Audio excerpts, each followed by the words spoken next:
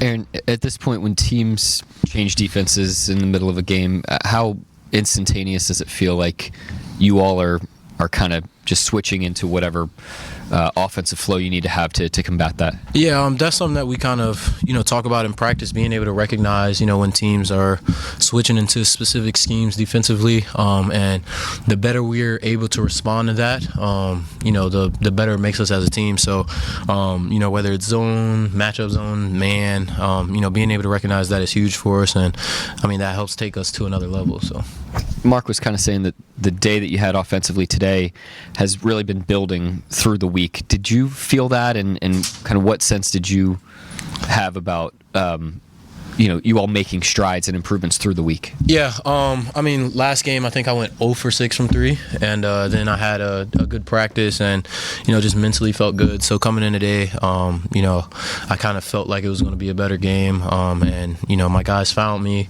saw a couple fall early, and that just kind of opened the door for it. You guys have obviously been dealing with injuries, but it seems like Isaiah Hartenstein has been a real source of consistency for you guys, especially tonight. 14 boards, 14 points, 8 assists. Just how big has he been, and just in what ways do you see that he is impacting the game so much? Yeah, he's been huge. He plays the game the right way. He's a winner. He's been great, with matchups and rebounding, obviously, and then the passing aspect of his game helps us a lot also. So it's been no surprise. It's been who he's been since he's gotten here, and he was good for us tonight.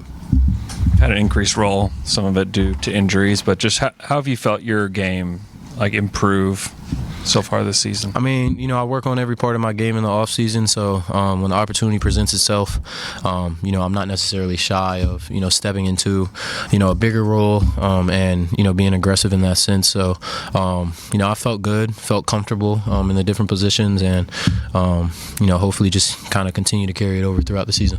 Take me through that breakaway dunk.